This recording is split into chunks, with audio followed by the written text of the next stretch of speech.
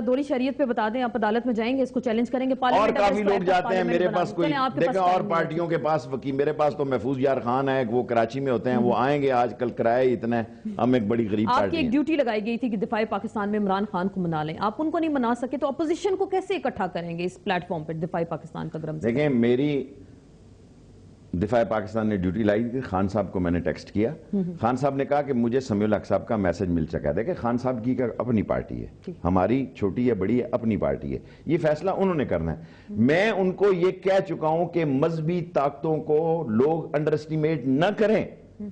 جو صاحب سوچ لوگ یہ سمجھ رہے ہیں کہ اس ملک میں مذہبی طاقتوں کا پاکستان کی ایک گلوبل پالیٹکس میں کوئی رول نہیں ہے، میں سمجھتا ہوں ان کی غلط سوچ ہے۔ پاکستان کا مذہبی ووٹ جس طرح نوجوان، میں دیکھو نا، اگر میں اپنے گھر کے ارد گرد لال حویلی کے ارد گرد مدرسے دیکھوں تو مجھے تو کسی اور ووٹ کی ضرورت ہی نہیں ہے۔ اگر مجھے یہ میسج آپ پھر میاں نواز شریف کو بھی دیں گے؟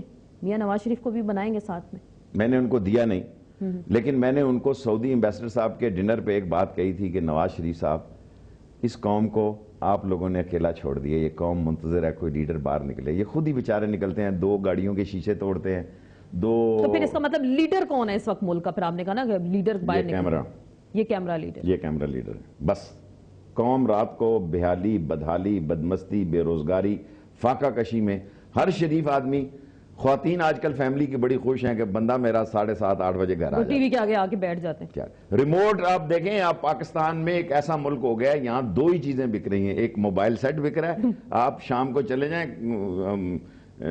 تو دیکھیں کہ وہاں 1000 لوگ بیٹھے ہیں، کوئی پرانا موبائل، اور ریموٹ بھی اب بک رہے ہیں۔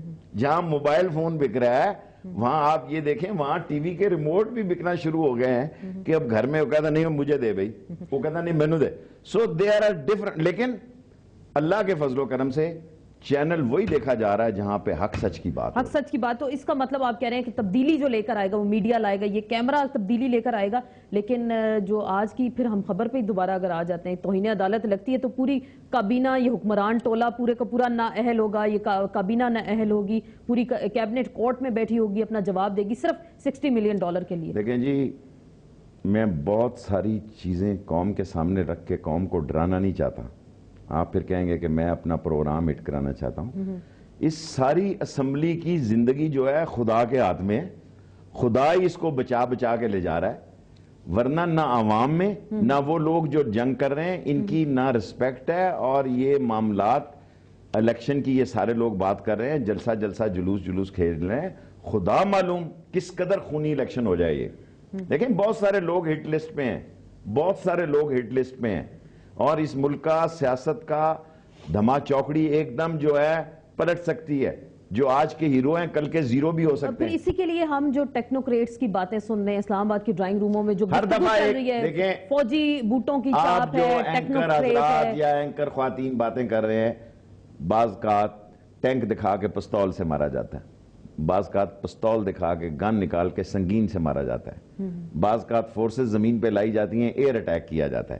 ہر دفعہ کی ایک سٹریٹجی نہیں ہوتی، میرے خیال میں اس بار وہ فکر پیدا ہو چکی ہے کہ اس ملک کو اس گڑھے تک نہ جانے دیا جائے کہ پھر یہ واپس نہ آ سکے۔ اس کے لیے کیا سٹریٹجی ہے میرا کسی سے رابطہ نہیں ہے، میں محسوس کر سکتا ہوں کہ there is a serious thinking what's going on with this country۔ تو پھر یہی کہا جا رہا ہے نا کہ ٹیکنوکریٹس آئیں گے، وہ ملک کو بچائیں گے۔ اس پر آپ نے کہا نا اسٹریٹجی ڈیفرنٹ ہوگی، ایک نیا پلان ہوگا، کچھ اور۔ دیکھو ہر دفعہ دیکھیں میں نے یہاں جانا ہے، فوجی کو تو بک میں پتا ہے کہ اس گلاس کو اٹھانا تو ادھر سے ہو کے جانا، اس کی ٹریننگ ہی ہے۔ میں آنا ہوں، میں عام بات میں ادھر سے اٹھا لوں گا، اس کی ٹریننگ ہے کہ چمچہ لیفٹ سے پکڑنا ہے، رائٹ سے پکڑنا ہے، کرسی۔ میں وزیر بن گیا، 4 دفعہ وزیر بن چکا تھا، میں لندن گیا، مجھے یہی نہیں پتا تھا کہ کرسی پہ بیٹھنا کس طرح ہے، رائٹ سے بیٹھنا یا لیفٹ سے۔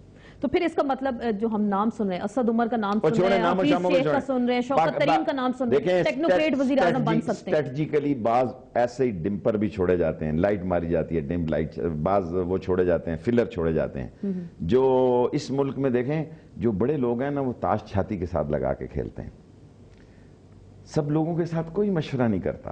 یہ کیا سمجھتے ہیں اس کیبنٹ کے ساتھ مشورہ ہوتا ہے؟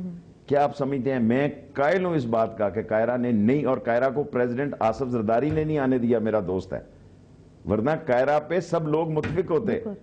قاہرہ کو فلر چھوڑا آصف زرداری صاحب نے، کہ جی اس کے بارے میں بڑی عجیب سی رپورٹ ہے اور یہ اور وہ ہے. خاک رپورٹ ہے اس بیچارے کی. فوزیہ وہاب کے لیے کتنا, میری بہن کے لیے کسی نے کیا اسمبلی کا اجلاس. آج میں نے قاہرہ کی ایک فوٹو دیکھی ہے. یہاں مرنا شرط ہے, بس ایک سنگل کالم خبر اور ایک دن کی نیوز, اور باقی جا پتر راوی نہ کو آوی نہ جاوی.